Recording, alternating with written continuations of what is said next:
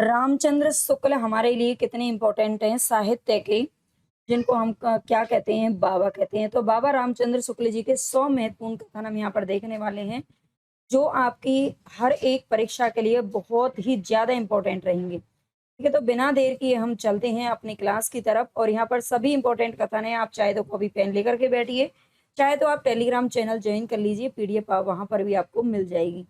पहला कथन है रामचंद्र शुक्ल जी का, शिव सिंह सरोज। शिव सिंह सरोज आप जानते ही हो, शिव सिंह सेंगर के द्वारा लिखा गया ग्रंथ है, जो कि 1883 ईस्वी में लिखा गया था। इस्तवार दा ला लिटरेच्योर एंदोई ए हिंदुस्तानी, ये रचना किसकी है? तो ये गारसा दत्त तासी की है, गारसा दत्त तासी। और ये 1839 में इसका जो पहला संस्करण है उसका भाग प्रकाशित हुआ था 1839 में। ठीक है, इसकी वजह से ये 5 भागों में प्रकाशित हुआ था, लेकिन यहाँ पर मैं आपको एक ही बता रही हूँ। और इस रचना को इन्होंने क्या कहा है? वृत्त संग्रह मात्र कहा है। शिव सिंह सरोज और इस्तवार दाला लिटरेतुर, यानी कि दोनों ग्रंथों को इन्होंने केवल क्या कहा है? वृत्त संग्रह मात्र कहा है, ये ध्यान रखना। आगे कहते हैं ग्रियर्सन। ग्रियर्सन की पुस्तक है 1888 ईस्वी में प्रकाशित हुई थी। और किस में प्रकाशित हुई थी? ये इंग्लिश भाषा की पुस्तक थी। और ये तो आप जानते ही होंगे, ये फ्रेंच भाषा की पुस्तक थी। ठीक है, ये फ्रेंच भाषा में लिखी गई थी गारसा दत्त तासी के द्वारा। और जो शिव सिंह सरोज है, ये हिंदी भाषा का प्रथम ग्रंथ है। ठीक है, हिंदी भाषा में लिखा गया ये प्रथम ग्रंथ है शिव सिंह सरोज, ये याद रखिएगा। ग्रियर्सन की पुस्तक the modern vernacular literature of northern Hindustan, ये नाम आप याद रखना। इनकी पुस्तक अंग्रेजी में लिखी गई थी, लेकिन इसे बड़ा व्रत संग्रह कहा है। ठीक है, इसे क्या कहा है? बड़ा व्रत संग्रह कहा है शुक्ल जी ने। आगे है आचार्य रामचंद्र शुक्ल ने जो मिस्र बंधु विनोद है। मिस्र बंधु विनोद किसके द्वारा लिखा गया है? तो मिस्र बंधुओं के द्वारा लिखा गया है, जिसमें 3 भाइयों का नाम आता है, उसको आपको याद रखना है। मिस्र बंधु विनोद के ये 4 भागों में प्रकाशित हुआ था, ये भी आपको ध्यान रखना है। ठीक है, 4 भागों में। और ये कब कब प्रकाशित हुआ था? तो इसके 3 भाग 1913 में और चौथा भाग इसका 1934 ईस्वी में प्रकाशित हुआ था। और ये से बड़ा भारी कवि वृत्त संग्रह या फिर प्रकांड कवि वृत्त संग्रह की संज्ञा दी है। ये क्वेश्चन बहुत बार पूछे गए हैं, यहाँ से तीनों इंपॉर्टेंट कथन है इनके। आगे देखते हैं, यहाँ पर तो मैंने आपको थोड़ा सा डिटेल बता दिया। इन्होंने शुक्ल जी ने क्रोचे का जो अभिव्यंजनावाद है और कुंतक का जो वक्रोक्तिवाद है, इन दोनों का तुलनात्मक विवेचन किया है। और विवेचन करके इन्होंने अभिव्यंजनावाद को भारतीय वक्रोक्तिवाद का विलायती उत्थान कहा है। ठीक है, क्या कहा है? वक्रोक्तिवाद का क्या है? अभिव्यंजनावाद विलायती उत्थान, यानी कि विदेशी। ठीक है, विलायत किसको बोलते हैं? हम विदेशी को बोलते हैं, विदेशी उत्थान बोल दिया है, ये याद रखिएगा। शुक्ल जी ने कबीर की भाषा को सदुक्कड़ी भाषा कहा है। ये कबीर की भाषा से भी क्वेश्चन बहुत पूछे जाते हैं। श्याम सुंदर दास ने कबीर की भाषा को पंचमेल खिचड़ी कहा है ना। और शुक्ल जी ने किस क्या कहा है? सदुक्कड़ी भाषा कहा है। आगे देखते हैं, साधना के क्षेत्र में जो ब्रह्म है, साहित्य के क्षेत्र में वही रहस्यवाद है। रहस्यवाद यानी कि छायावाद के बारे में बात करते हैं और कहते हैं साधना के क्षेत्र में जो ब्रह्म है ना। साधना हम जब करते हैं तो क्या करते हैं? ब्रह्म का मतलब ध्यान करते हैं। उसी तरह से साहित्य के क्षेत्र में क्या है? रहस्यवाद है, जो कि दिखाई नहीं देता है, लेकिन कहीं ना कहीं होता है, एक अद्भुत शक्ति। आचार्य शुक्ल ने सूफी कवियों की प्रेम पद्धति में प्रेम की पीर को ही क्या माना है? महत्वपूर्ण माना है। सूफी कवियों की जो प्रेम पद्धति है, उसमें प्रेम की पीर है ना, प्रेम की पीर यानी कि प्रेम के द्वारा होने वाली पीड़ा को ही महत्वपूर्ण माना है। तुलसी को हिंदी का सर्वश्रेष्ठ कवि इन्होंने सिद्ध किया है। बहुत सारे कथन है जो तुलसी के लिए मिलते हैं शुक्ल जी के, और जिसमें उन्होंने बढ़ चढ़ करके इनकी प्रशंसा की है। ठीक है, और बच्चन सिंह के हमने कथन सारे पढ़े थे। बच्चन जी को हम आदिकाल से लेकर के आधुनिक काल तक पूरा पढ़ चुके हैं। अगर आपने नहीं देखा ना तो उस को देख लेना।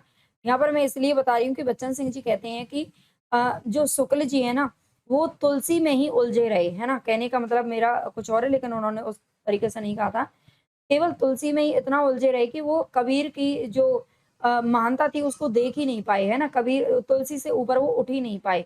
तो ये बच्चन जी का भी इस प्रकार का मिलता जुलता सा एक कथन मिलता है। इसलिए उसको भी अगर आपने पढ़ना है ना, आप नहीं जुड़ रहे हो, चैनल को सब्सक्राइब कर लेना। आपको प्लेलिस्ट मिल जाएगी, हिंदी साहित्य का फुल कोर्स बेस्ट कंटेंट के साथ मैंने करवाया है। और टेलीग्राम पर आपको इनकी पीडीएफ भी मिल जाएगी, है ना। और अगर आपको पसंद आती है तो भाई लाइक हाइप जरूर कर देना, और कमेंट भी करके बताना क्लास आपको कैसी लगी है। आगे की क्लासेस आपको इसी सीरीज में चाहिए तो। ठीक है, सूरदास को शुक्ल जी ने जीवनो उत्सव का कवि कहा है, और इसके भ्रमर गीत को क्या कहा है? ध्वनि काव्य की संज्ञा दी है। विरमर गीत आप जानते हैं सूरदास के द्वारा लिखी गई रचना है, जो कि इनका सूर सागर के कुछ पदों को यहाँ पर रखा गया है। ठीक है, सूर सागर के ही पद हैं ये। शुक्ल जी ने रास पंचाध्यायी रचना है नंददास की, और नंददास को इन्होंने जड़िया कवि की उपाधि दी है। ठीक है, और ये रास पंचाध्यायी रोला छंद में लिखी गई रचना है। ये क्वेश्चन भी पूछा जाता है।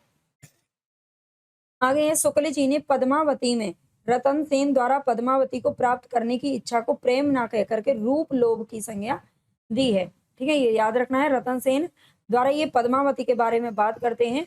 आगे, सूरदास किसी चली आती हुई गीति काव्य परंपरा का चाहे वे मौखिक ही रही हो पूर्ण विकास सा प्रतीत होता है।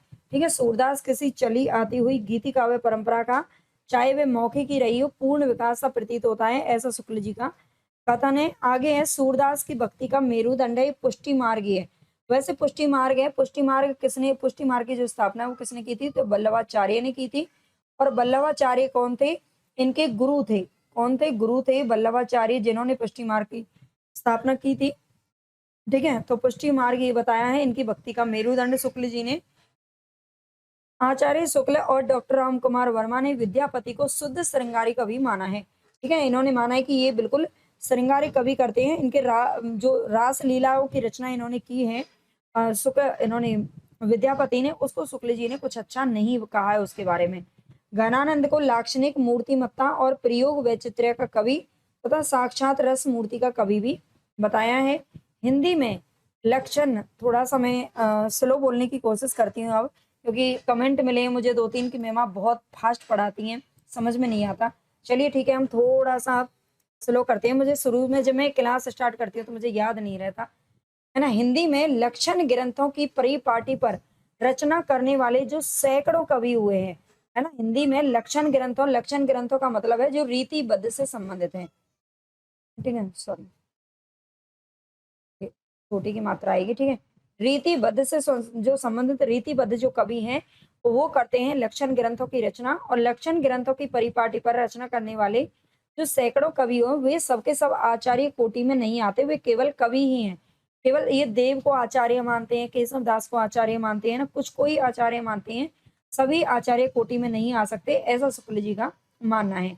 आगे बिहारी के बारे में इन्होंने कहा है कि इनके दोहे क्या है? रस के छोटे छोटे छींटे हैं। ठीक है, रस के क्या हैं? छोटे छोटे छींटे हैं। ये बिहारी के बारे में कहते हैं शुक्ल जी, इन्होंने जो उनकी बिहारी सतसई है उसके बारे में। आगे शुक्ल जी ने भूषण की भाषा की आलोचना की है ना। भूषण की भाषा की क्या की है? आलोचना की है। बोधा को इन्होंने रसोन्मत्त कवि कहा है। बोधा किससे संबंधित हैं? तो ये रीति मुक्त धारा के कवि हैं। ठीक है, बोधा, ठाकुर, आलम और रीति मुक्त। ठीक है, और घनानंद ये आप जानते हो किसमें आते हैं? तो रीति मुक्त धारा के कवि हैं। और बोधा को रसोन्मत्त कवि ये कहते हैं। आगे है, मैथिली शरण गुप्त को क्या मानते हैं? सामंजस्यवादी कवि कहा जाता है। मैथिली शरण गुप्त को कहा गया है किसके द्वारा? शुक्ल जी के द्वारा सामंजस्यवादी कवि। आगे श्रीधर पाठक को शुक्ल जी ने स्वच्छंदतावाद का प्रवर्तक माना है। ठीक है, इन्हें स्वच्छंदतावाद का प्रवर्तक मानते हैं श्रीधर पाठक जी को। आगे है, सदा सुखलाल नियाज को हिंदी गद्य का प्रवर्तक माना है। आधुनिक हिंदी गद्य का अगर प्रवर्तक पूछ लिया जाए शुक्ल जी ने किसको माना है, तो वो भारतेंदु हरिश्चंद्र को माना है। लेकिन हिंदी गद्य का जो प्रवर्तक है ये सदा सुखलाल नियाज को मानते हैं, जो कि कहाँ से संबंधित हैं? फोर्ट विलियम कॉलेज से संबंधित हैं। आगे आचार्य शुक्ल ने छायावाद को मधुचर्या कहा है। ठीक है, छायावाद को क्या क्या संज्ञा दी है? मधुचर्या कहते हैं। आचार्य शुक्ल ने छायावाद को अभिव्यंजनावाद का विलायती संस्करण माना है। क्या अभिव्यंजनावाद का क्या माना है? विलायती संस्करण मानते हैं छायावाद को, ये याद रखना है। और व्यक्ति वक्रोक्तिवाद का छायावाद, अभिव्यंजनावाद, उन दोनों की भी तुलना की अभी हमने ऊपर पढ़ा था, उसको विलायती उत्थान कहते हैं और इसको अभिव्यंजनावाद का विलायती संस्करण कहते हैं। पंत को यानी कि सुमित्रा नंदन पंत को छायावाद का प्रतिनिधि और प्रथम कवि माना है। ठीक है, पंत जी को प्रथम कवि कौन मानते हैं? तो ये शुक्ल जी मानते हैं, ये भी याद रखना। छायावाद का प्रतिनिधि और प्रथम कवि, और ये छायावाद का विष्णु भी इनको कहा जाता है, लेकिन ये शुक्ल जी ने नहीं कहा है, ये ध्यान रखना। कृष्णदेव जारी के अनुसार बांटा गया है। आगे इनकी जो भाषा है ललित और सानुप्रास होती थी। सा अनुप्रास यानी कि अनुप्रास सहित होती थी। ये किसके लिए बोलते हैं? तो चिंतामणि त्रिपाठी के लिए कहते हैं। और आप जानते हैं चिंतामणि त्रिपाठी को शुक्ल जी ने रीति काल का प्रथम जो कवि है वो माना है। ठीक है, चिंतामणि त्रिपाठी को। आगे कहते हैं कि भाषा चलती होने पर भी, मतलब भाषा अच्छी नहीं थी, भाषा चलती होने पर भी अनुप्रास युक्त होती थी। ये बेनी प्रवीण के लिए इन्होंने कहा है। आगे है, अब उम्मीद करती हूँ कि आपको समझ में अच्छे से आ रहा होगा। मैं थोड़ा मतलब धीरे चल रही हूँ, स्पीड अब थोड़ी कम कर दी है ना? बताना आप मुझे कमेंट करके। आगे इस ग्रंथ को इन्होंने वास्तव में आचार्य के रूप में लिखा है, कवि के रूप में नहीं। किस ग्रंथ के बारे में ऐसा बोलते हैं? तो भाषा भूषण नामक जो ग्रंथ है महाराजा जसवंत सिंह का, इसके लिए कहते हैं। ठीक है, जसवंत सिंह के लिए क्या कहते हैं कि जसवंत सिंह ने जो भाषा भूषण लिखा है उसे उन्होंने वास्तव में आचार्य के रूप में लिखा है ना? एक आचार्य के रूप में लिखा है, कवि के रूप में बिल्कुल नहीं। आगे है, बिहारी सतसई का एक एक दोहा हिंदी साहित्य में एक एक रत्न के समान माना जाता है। ठीक है, बिहारी सतसई का एक एक दोहा क्या है? हिंदी साहित्य में एक एक रत्न माना जाता है। आगे है, इसमें तो रस के ऐसे छींटे उड़ते हैं, ये बिहारी सतसई के लिए ही कहते हैं कि इसमें तो रस के ऐसे छींटे उड़ते हैं जिनसे हृदय कलिका थोड़ी देर के लिए खिल उठती है। ये भी बिहारी सतसई के लिए बोलते हैं। आगे, यदि प्रबंध काव्य एक विस्तृत वन स्थली है तो मुक्तक क्या है? एक चुना हुआ गुलदस्ता है। ये भी बिहारी सतसई के लिए कथन कहा है। आगे है, जिस कवि में कल्पना की समाहार शक्ति के साथ भाषा की समाहार शक्ति जितनी अधिक होगी उतनी ही वह मुक्तक की रचना में सफल होगी। ये किसके लिए कहते हैं? तो ये बिहारी के लिए कहते हैं। आगे यहाँ पर जिस कवि में कल्पना की समाहार शक्ति, इतना याद रख लेना, ये बिहारी के लिए कहा है शुक्ल जी ने। आगे है, 32वां हमारे यहाँ पर कथन है, बिहारी की भाषा चलती होने पर भी क्या है? साहित्यिक है। जो भाषा है वो चलती हुई है ना? मतलब भाषा बहुत अच्छी नहीं है लेकिन फिर भी किस प्रकार की है? तो ये साहित्यिक है, ये याद रखना। आगे क्या कहते हैं? आगे कहते हैं कविता उनकी श्रृंगारी है पर प्रेम की उच्च भूमि पर नहीं पहुंचती, नीचे ही रह जाती है थोड़ी सी। ये कौन कहते हैं? ये भी बिहारी के लिए यानी कि बिहारी सतसई के लिए ही कहा है, ये भी याद रखना। बिहारी सतसई के लिए कहते हैं कि कविता तो उनकी श्रृंगारी है लेकिन प्रेम की उच्च भूमि पर नहीं पहुंचती। आगे है, 34वां हमारा कथन है यहाँ पर, भाषा इनकी बड़ी स्वाभाविक, चलती और व्यंजनापूर्ण होती थी। ये किसके लिए कहते हैं? तो मंडन के लिए कहते हैं। ये सारे जो कवि हैं वो रीतिकाल से संबंधित हैं। ठीक है, भाषा इनकी बड़ी स्वाभाविक, चलती और व्यंजनापूर्ण है, ये मंडन की भाषा के लिए बोलते हैं। आगे मतीराम के लिए क्या कहते हैं कि इनका जो सच्चा कवि हृदय था, इनको सच्चा कवि हृदय मिला था, ये मतीराम के लिए शुक्ल जी का कथन है। आगे कहते हैं 36वां हमारा कथन है, रीतिकाल के प्रतिनिधि कवियों में पद्माकर को छोड़कर और किसी कवि में मतीराम की सी चलती भाषा और सरल व्यंजना नहीं मिलती है। ठीक है, रीतिकाल के प्रतिनिधि कवियों में पद्माकर को छोड़कर और किसी कवि में मतीराम की सी चलती भाषा और सरल व्यंजना नहीं मिलती। ये भी किसके लिए कहा है? मतीराम के लिए कह रहे हैं यहाँ पर। आगे हमारा 37वां कथन है, उनके प्रति भक्ति और सम्मान की प्रतिष्ठा हिंदू जनता के हृदय में उस समय भी थी और आगे भी बराबर बनी रही या फिर बढ़ती रही, है ना? ये किसके लिए कहते हैं? भूषण के लिए कहते हैं। उनके प्रति भक्ति और सम्मान की जो प्रतिष्ठा है वो हिंदू जनता के हृदय में उस समय भी थी और आगे भी बराबर बनी रही। आगे है, भूषण के वीर रस के उद्गार सारी जनता के हृदय की संपत्ति हुए। ठीक है, भूषण आप जानते हैं रीतिकाल के कवि हैं लेकिन इन्होंने वीर रस में, जब सभी श्रृंगारिक रचनाएं कर रहे थे, सभी अपने दरबारी कवियों की बढ़ा चढ़ाकर अतिशयोक्तिपूर्ण वर्णन कर रहे थे, उस समय भूषण ने वीर रस को चुना। ठीक है, इन्होंने श्रृंगार रस को छोड़ करके वीर रस को चुना और इन्होंने बहुत ही अच्छी, मतलब अपने राष्ट्रीय जनता को जागृत करने के लिए कुछ रचनाएं लिखी और वीर रस के उद्गार इनकी सारी जनता के हृदय की क्या हुए? संपत्ति हुए। ये शुक्ल जी का कथन है। अगला हमारा 39 कथन है, जिसकी रचना को जनता का हृदय स्वीकार करेगा भूषण की कीर्ति तब तक बराबर बनी रहेगी। ठीक है, भूषण की कीर्ति तब तक क्या बनी रहेगी? बराबर बनी रहेगी। इनकी रचना को, मतलब भूषण की रचना को जब तक जनता का हृदय स्वीकार करेगा तब तक इनकी कीर्ति बराबर बनी रहेगी, जब तक इनकी स्वीकृति भी बनी रहेगी। आगे, शिवाजी और छत्रसाल की वीरता के वर्णनों को कोई कवियों की झूठी खुशामद नहीं कह सकता। यानी कि ये दो ऐसे राजा महाराजा या शासक हुए हैं जिनकी वीरता में कोई, मतलब अतिशयोक्ति पूर्ण वर्णन करने की जरूरत ही नहीं है। दोनों अपने आप में बहुत महान थे, है ना? बहुत ज्यादा महान है ये राजा रहे हैं, महाराजा शिवाजी और महाराज छत्रसाल आप जानते हैं, ठीक है। तो इन्हें कोई भी कवियों की झूठी खुशामद कह ही नहीं सकता है। आगे वे हिंदू जाति के प्रतिनिधि कवि हैं, ये भूषण के लिए ही बोला है, ठीक है। ये भूषण के लिए बोला है, ये याद रखना। किसने बोला है? तो हिंदू जाति के प्रतिनिधि कवि भूषण के लिए शुक्ल जी ने कहा है, याद रखना, बहुत इंपॉर्टेंट कथन है।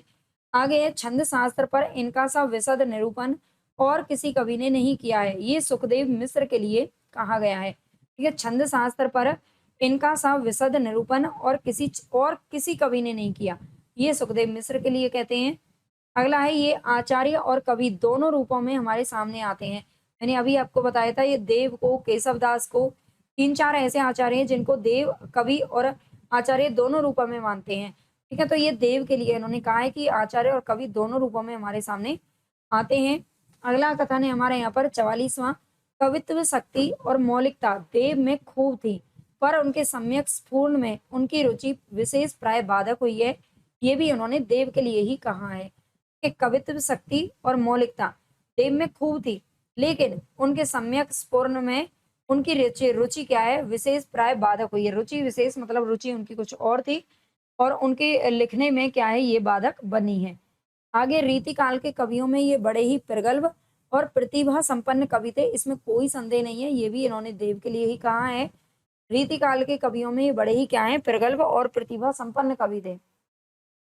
आगे श्रीपति, श्रीपति के बारे में कहते हैं कि श्रीपति ने काव्य के सब अंगों का निरूपण विशद रीति से किया है, ये श्रीपति के बारे में कहते हैं। अगला है इनकी रचना कला पक्ष में संयत और भाव पक्ष में रंजनकारिणी है, ये भिखारी दास के लिए शुक्ल जी का कथन मिलता है कि इनकी जो रचना है वो कला पक्ष में संयत है और भाव पक्ष में क्या है, रंजनकारिणी है। अगला है हमारा क्वेश्चन, नेक्स्ट हमारा क्वेश्चन है रीति काल की सनक इनमें इतनी अधिक थी, रीति काल की सनक इनमें इतनी अधिक थी कि इन्हें यमुना लहरी नामक देव स्तुति में भी नवरस और सठ ऋतु सुझाई पड़ी है, ये ग्वाल कवि के लिए कहा गया है, ठीक है। रीति काल की जो सनक है इनमें इतनी ज्यादा थी ग्वाल कवि में कि इन्हें यमुना लहरी नामक देव स्तुति में भी नवरस और सठ ऋतु दिखाई पड़ रही है, सुझाई पड़ रही है ना। इन्होंने वहां पर भी नवरस और सठ ऋतु का वर्णन कर दिया है देवस्तुति में भी, है ना। इनमें रीति काल की सनक इतनी ज्यादा थी, ग्वाल कवि के लिए कहते हैं। सभी इंपॉर्टेंट कथन है ना, सभी आपको पता चल रहा होगा कि बहुत इंपॉर्टेंट है ना। आगे भी ये सीरीज चले तो इसके लिए ज्यादा से ज्यादा सपोर्ट करना इस क्लास को, ठीक है। ज्यादा से ज्यादा शेयर करना और ज्यादा से ज्यादा आपके कमेंट आने चाहिए। सठ ऋतुओं का वर्णन इन्होंने विस्तृत किया है, पर वही श्रृंगारी उद्दीपन के ढंग का, ये भी ग्वाल कवि के लिए कहा गया है। सठ ऋतुओं का वर्णन इन्होंने क्या किया है, विस्तृत किया है, पर वही श्रृंगारी उद्दीपन के ढंग का। अगला है ग्वाल कवि ने देशाटन अच्छा किया था, देशाटन यानी कि देश का भ्रमण अच्छा किया था और उन्हें भिन्न भिन्न प्रांतों की बोलियों का अच्छा ज्ञान हो गया था। जाहिर सी बात है, अगर कोई इंसान कहीं बार या जगह जगह पर घूमने जाता है तो थोड़ा बहुत उस पर असर पड़ ही जाता है, वो बोलियों को सीख लेता है, थोड़ा बहुत सीख लेता है, ज्यादा नहीं तो, है ना। लेकिन ये प्रांतों की बोलियों का इन्हें अच्छा ज्ञान था, किसको, ग्वाल कवि को, ये इनके लिए कहा गया है। आगे अब तक पाई गई पुस्तकों में यह भाषा योग वशिष्ठ ही सबसे अधिक पुराना है, जिसमें गद्य अपने परिष्कृत रूप में दिखाई पड़ता है, शुद्ध रूप में दिखाई पड़ता है ना। भाषा योग वशिष्ठ जो कि निरंजनी राम प्रसाद निरंजनी के द्वारा लिखा गया है, और ये याद रखना, ठीक है। आगे है भाषा योग वशिष्ठ को परिमार्जित गद्य की प्रथम पुस्तक और राम प्रसाद निरंजनी को प्रथम प्रौढ़ गद्य लेखक मान सकते हैं। अगला है यहाँ पर जिस प्रकार वे अपनी अरबी फारसी मिली हिंदी को ही उर्दू कहते थे, उसी प्रकार संस्कृत मिली हिंदी को इन्होंने भाका कहा है। इंशा अल्लाह खान के लिए कहते हैं, इंशा अल्लाह खान ने संस्कृत मिली जो हिंदी थी उसको भाका का नाम दिया था, और अरबी फारसी मिली जो हिंदी थी उसको उर्दू कहा था, ये इंशा अल्लाह खान के लिए याद रखना। आगे यहाँ पर अभी हिंदी में कविता हुई कहाँ, ठीक है। अभी हिंदी में कविता हुई कहाँ है, सूर, तुलसी और बिहारी जो लिख रहे थे जिसमें उन्होंने कविता की है वह तो भाका है, वो क्या है, भाका है, हिंदी नहीं है, ये शुद्ध हिंदी नहीं है। ये बाबू अयोध्या प्रसाद खत्री का कथन है। अयोध्या प्रसाद खत्री ने अपनी हिंदी भाषा के लिए बहुत जोर लगाया था, उसे एक मतलब शुद्ध भाषा के लिए, ठीक है, शुद्ध हिंदी के लिए बड़ा ही बल दिया था अयोध्या प्रसाद खत्री जी ने, तो इसीलिए उन्होंने ऐसा कहा है। आगे आरंभिक काल के चारों लेखकों में इंशा अल्लाह खान की भाषा सबसे चटकीली, मटकीली, मुहावरेदार और चलती हुई भाषा है।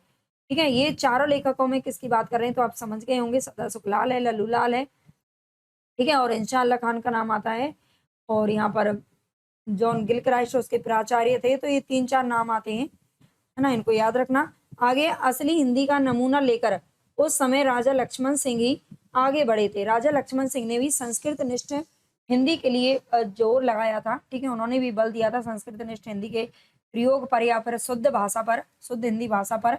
तो कहते हैं कि असली हिंदी का जो नमूना लेकर चले हैं वो कौन है, राजा लक्ष्मण सिंह आगे बढ़े हैं।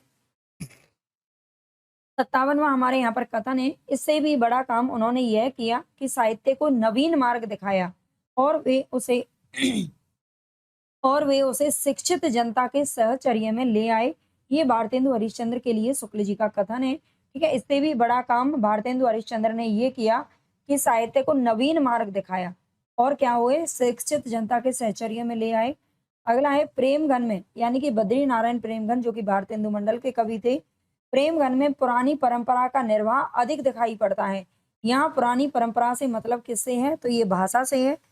ये भी शुक्ल जी का कथन है। आगे है, विलक्षण बात यह है कि आधुनिक गद्य साहित्य की परंपरा का परिवर्तन नाटकों से हुआ है, ठीक है। विलक्षण बात क्या है कि आधुनिक गद्य साहित्य की परंपरा का जो परिवर्तन है वो नाटकों से हुआ है। आप जानते हैं 1800 जब भारतेंदु काल आया था तो भारतेंदु काल में सबसे पहले नाटक ही लिखे गए थे, ठीक है।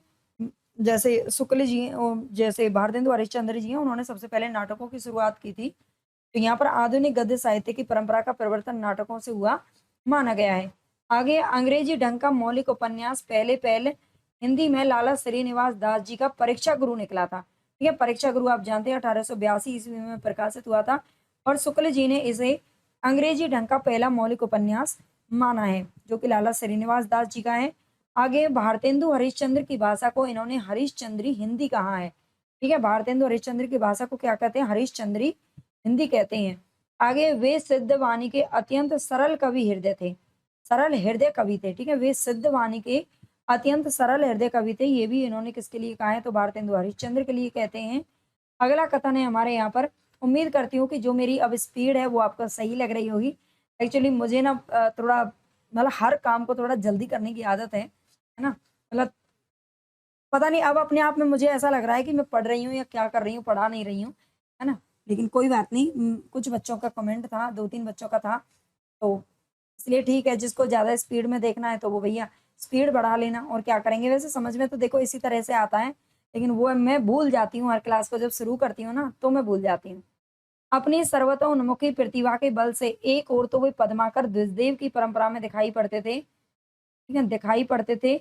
दूसरी ओर बंग देश के माइकल एवं हेमचंद्र की श्रेणी में दिखाई पड़ते थे। ये भारतेंदु हरिश्चंद्र के लिए शुक्ल जी का कथन है, याद रखना। अगला है, आलस्य का जैसा त्याग उपन्यासकारों में देखा गया है वैसा और किसी वर्ग के हिंदी लेखकों में नहीं मिलता। या आलस्य का जैसा त्याग मतलब आलस्य को बिल्कुल त्याग दिया है किसने, उपन्यासकारों ने। जिन्होंने उपन्यास लिखे हैं उन्होंने बिल्कुल आलस्य को खत्म कर दिया है, ठीक है। आलस्य को त्यागा है, और वैसा और नाटक निबंध कहानी वगैरह लिखने वालों में थोड़ा बहुत आलस देखा जाता है, ऐसा शुक्ल जी का मानना है। आगे कहते हैं कि पहले मौलिक उपन्यास लेखक जिनके उपन्यासों की सर्वसाधारण में धूम मची, ये काशी के बाबू देवकीनंदन खत्री थे, ठीक है। पहले मौलिक उपन्यास लेखक हैं जिनके उपन्यासों की सर्वसाधारण में क्या मची है, धूम मची है, ये काशी के बाबू देवकीनंदन खत्री थे। आगे ये वास्तव में घटना प्रधान कथानक या किस्से हैं। ये वास्तव में क्या है, ये किसके लिए बोलते हैं, पहले बोल देती हूँ। देवकीनंदन खत्री के उपन्यासों के लिए कहते हैं शुक्ल जी कि ये वास्तव में घटना प्रधान कथानक या किस्से हैं जिनमें जीवन के विविध पक्षों के चित्रण का कोई प्रयत्न नहीं है, इससे ये साहित्य कोटि में नहीं आते हैं। ये देवकीनंदन खत्री के लिए बोला है। आगे देवकीनंदन खत्री ने साहित्यिक हिंदी ना लिखकर हिंदुस्तानी लिखी, हिंदुस्तानी यानी कि हिंदी उर्दू मिश्रित को लिखा, जो केवल इसी प्रकार की हल्की रचनाओं में काम दे सकती है। यानी कि इन्होंने साहित्यिक हिंदी होती है संस्कृत मिश्रित जो हिंदी होती है, ठीक है, इन्होंने साहित्यिक हिंदी को ना लिखा बल्कि हिंदुस्तानी को लिखा है। ये देवकीनंदन खत्री के लिए बोलते हैं। आगे उपन्यासों का ढेर लगा देने वाले बहुत सारे उपन्यास लिखे थे किसने, किशोरी लाल गोस्वामी जी ने। कहते हैं कि उपन्यासों का ढेर लगा देने वाले दूसरे मौलिक उपन्यासकार हैं पंडित किशोरी लाल गोस्वामी, जिनकी रचनाएं साहित्य कोटि में आती हैं। यानी कि इन्होंने जो भाषा वगैरह है वो बहुत अच्छी लिखी है और इनकी रचनाएं साहित्य कोटि में आती हैं। भले ही इन्होंने बहुत सारे उपन्यास लिखे हो, बहुत सारा काम किया हो, लेकिन फिर भी इनकी जो रचनाएं हैं उनमें शुद्धता है। आगे कहते हैं साहित्य की दृष्टि से किशोरीलाल गोस्वामी को हिंदी का पहला उपन्यासकार मानना चाहिए। ये भी किसने कहा है? शुक्ल जी कहते हैं। अगला है यदि इंदुमती, इंदुमती आप जानते हैं 1900 ईस्वी में प्रकाशित हुई थी, किशोरीलाल गोस्वामी जी की कहानी है, ठीक है, ये याद रखना, जिसे शुक्ल जी ने प्रथम कहानी का दर्जा दिया है। यदि इंदुमती किसी बंगला कहानी की छाया नहीं है तो हिंदी की यही पहली मौलिक कहानी ठहरती है, ठीक है। इंदुमती को इन्होंने प्रथम कहानी माना है। ये क्वेश्चन जब आता है पेपर में, शुक्ल जी के अनुसार प्रथम कहानी कौन सी है ना, किसको पहली कहानी माना गया है? तो इंदुमती को माना गया है, याद रखना। ये कहते हैं कि अगर ये बंगला कहानी की छाया नहीं है तो हिंदी की यही पहली मौलिक कहानी होनी चाहिए। इसके उपरांत यानी कि इसके बाद में 11 वर्ष का समय 1903 में प्रकाशित हुई थी और ये खुद शुक्ल जी की ही कहानी है। 11 वर्ष का समय ये सरस्वती में प्रकाशित हुई थी और ये शुक्ल जी की ही कहानी है।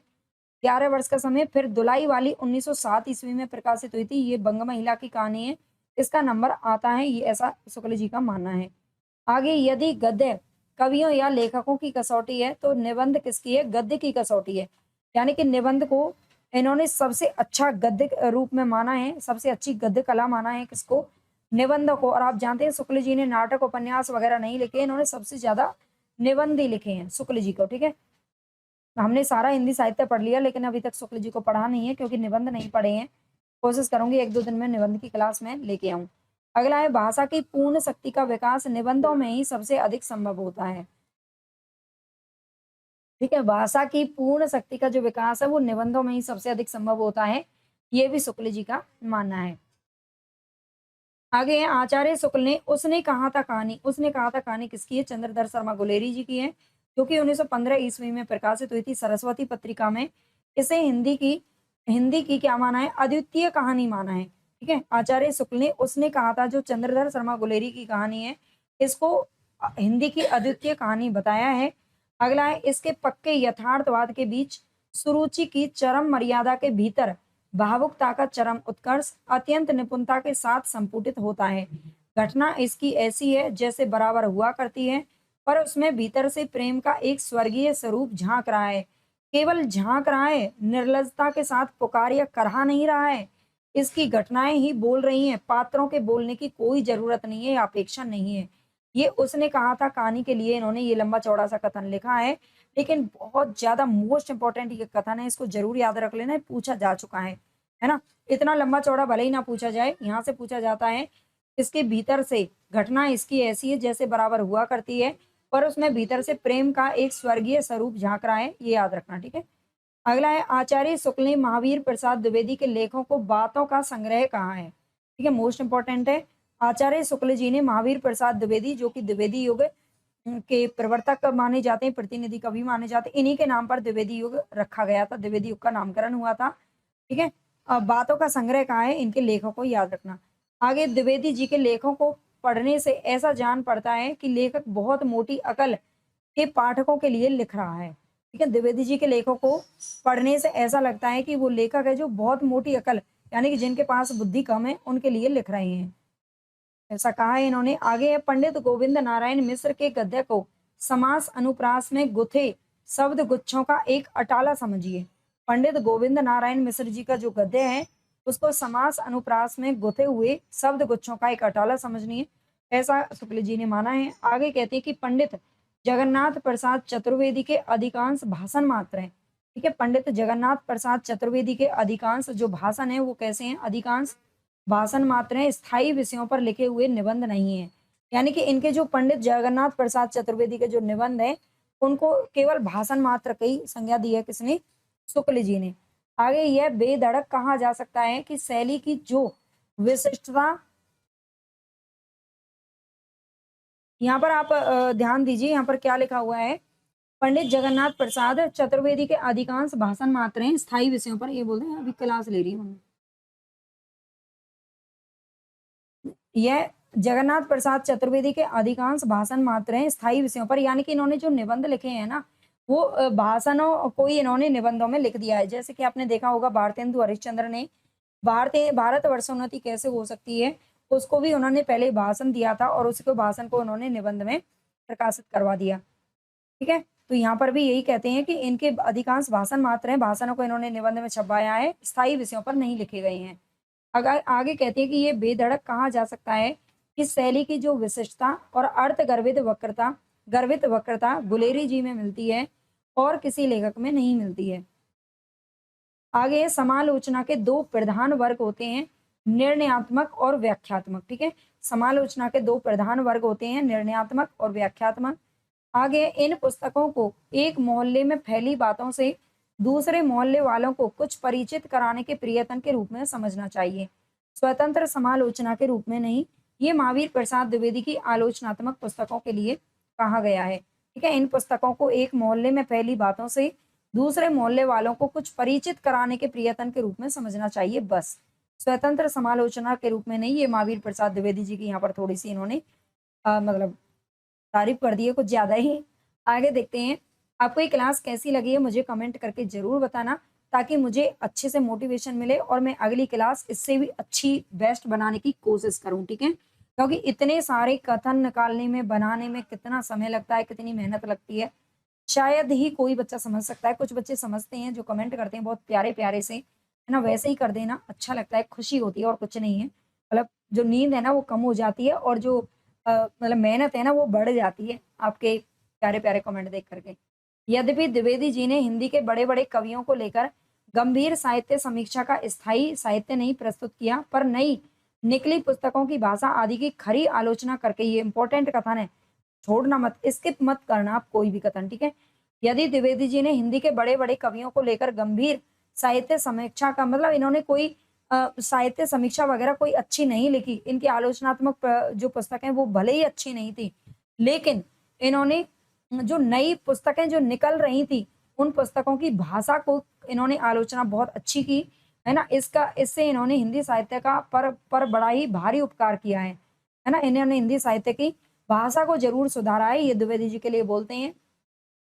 यहाँ से कई बार कथन पूछा जाता है, यदि द्विवेदी जी ना उठ खड़े होते, तो जैसी अव्यवस्थित, व्याकरण विरुद्ध और ऊट-पटांग भाषा चारों ओर दिखाई दे रही थी, है ना? उसकी परंपरा जल्दी नहीं रुकती। उसके प्रभाव से लेखक सावधान हो गए और जिनमें भाषा की समझ और योग्यता थी, उन्होंने अपना सुधार किए। अब यहाँ पर मैं एक छोटा-सा आपको एग्ज़ाम्पल देना चाहूँगी। देखिए, जैसे द्विवेदी जी हैं, द्विवेदी जी के पास आप जानते हैं सरस्वती के संपादक रहे थे 1903 से लेकर 1920 ईस्वी तक। और इन्होंने क्या किया कि जब भी इनके पास कोई भाषा छपने के लिए आती थी, कोई रचना छपने के लिए आती थी उस सरस्वती पत्रिका में, तो ये क्या करते थे, उसको पहले पढ़ते थे, उसकी भाषा को देखते थे, अगर उसमें कोई गलती होती थी तो उसको बच्चों उसे जो लेखक था, उसका संबंधित लेखक उसे वापस दे देते थे और उसमें सुधार के लिए बोलते थे। और इन्होंने बहुत सारी रचनाएँ मतलब अपने लेखों में बार-बार लिखा भी है कि हमें भाषा वगैरह मतलब भाषा के लिए एक मानक भाषा होनी चाहिए, अच्छी भाषा होनी चाहिए। इन्होंने ब्रज भाषा को छोड़ करके खड़ी बोली में लिखने की प्रेरणा दी सभी लेखकों को, है ना? तो ये थोड़ा-सा ध्यान रखना। जैसे कि अब मैं आपको यहाँ पर एक चीज़ बताना चाहूँगी, जैसे कि मान लीजिए मैं टीचर हूँ, है ना? और भी कोई दूसरा टीचर है ना? और सेम बच्चे हैं हमारे पास सेम बच्चे हैं, ये खुद मेरा एक्सपीरियंस है, मैं आपको बता रही हूँ क्योंकि मैं आप ये मत बोलना कि मैं तारीफ़ कर रही हूँ अपनी, है ना? लेकिन वाक़ई में जो मेरी राइटिंग है ना, वो बहुत ही अच्छी है, बहुत ज़्यादा अच्छी है शुरू से ही, है ना? हमेशा मुझे राइटिंग के लिए प्राइज़ मिलता रहा है, तो बहुत अच्छी उसके लिए अगर मैं बात करूँ तो राइटिंग मेरी अच्छी है, तो मुझे भी दूसरे वाले बच्चों की ना राइटिंग हमेशा एकदम परफेक्ट चाहिए, है ना? तो जो टीचर बच्चों को बार-बार टोकता रहता है, जो टीचर बार-बार उनको बोलता है कि बेटा इसमें ये सुधार करो, उसको बार-बार आप काट दो, गलत कर दो, दोबारा लिखने के लिए कहो, मतलब जैसे भी आप सुधार करो।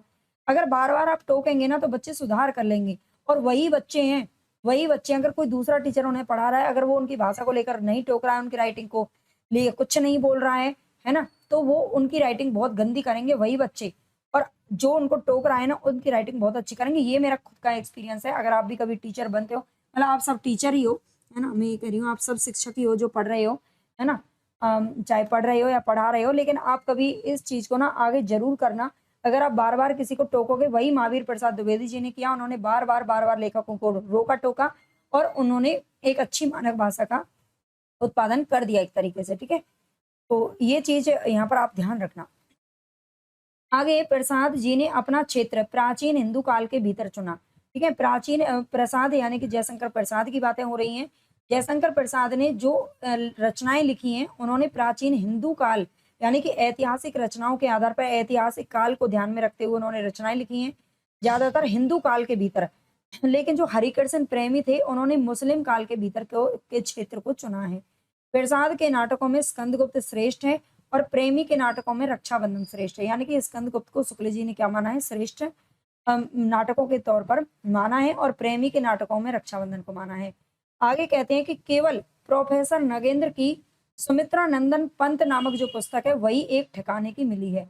छायावाद की आलोचना के संबंध में ये कथन इन्होंने कहा है कि छायावाद को कुछ अच्छा नहीं बताया है शुक्ल जी के द्वारा, और वो कहते हैं कि केवल सुमित्रा नंदन पंत नामक एक पुस्तक लिखी थी प्रोफेसर नगेंद्र ने, वही एक अच्छी पुस्तक है, बाकी इसमें कुछ अच्छा नहीं है, ऐसा इन्होंने कहा है। आगे काव्य अधिकतर भाव व्यंजनात्मक और वर्णनात्मक है। ये अयोध्या सिंह उपाध्याय के हरिऔध के लिए इन्होंने बोला है। ठीक है, काव्य अधिकतर क्या है, काव्य अधिकतर भाव व्यंजनात्मक और वर्णनात्मक है। ठीक है, ये किसके लिए कहते हैं, तो ये अयोध्या सिंह उपाध्याय के लिए कहते हैं। अगला है मैथिली शरण गुप्त जी वास्तव में सामंजस्यवादी कवि हैं। जो मैथिली शरण गुप्त हैं वो वास्तव में क्या है, सामंजस्यवादी कवि हैं। प्रतिक्रिया का प्रदर्शन करने वाले अथवा मद में झूमने वाले कवि नहीं है।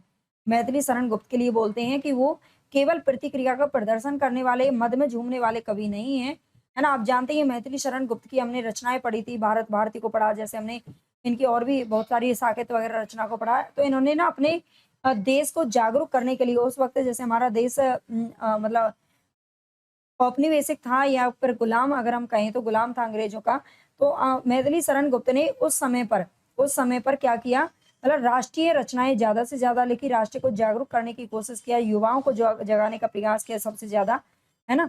तो ये मतलब कुछ ना कुछ उपदेशात्मक रचना उन्होंने लिखी थी। तो उन्होंने केवल ऐसा नहीं है कि केवल और ऐसे ही बस कुछ भी लिख दिया, बहुत अच्छी अच्छी रचनाएं इन्होंने की थी, तो इसीलिए इनको लिए ये तारीफ वाली बात आ जाती है। सब प्रकार की उच्चता से प्रभावित होने वाला हृदय उन्हें प्राप्त था। प्राचीन के प्रति पूज्य भाव और नवीन के प्रति उत्साह दोनों इनके अंदर थे। मैथिली शरण गुप्त की बात है। आगे छायावाद का सामान्यतः अर्थ हुआ प्रस्तुत के स्थान पर उसकी व्यंजना करने वाली छाया के रूप में अप्रस्तुत का कथन। ठीक है, प्रस्तुत के स्थान पर उसकी व्यंजना करने वाली छाया के रूप में अप्रस्तुत का कथन। आगे छायावाद का केवल पहला अर्थात मूल अर्थ लिखकर तो हिंदी काव्य क्षेत्र में चलने वाली कौन है, केवल श्री महादेवी ही हैं। कौन है, केवल श्री महादेवी ही हैं, ऐसा कौन कहते हैं, शुक्ल जी ने कहा है। अगला है यहाँ पर उनका जीवन, उनका जो जीवन है वो क्या था, उनका जीवन क्या था, जीवन की विषमता का एक छांटा हुआ दृष्टांत था। ठीक है, उनका जीवन क्या था,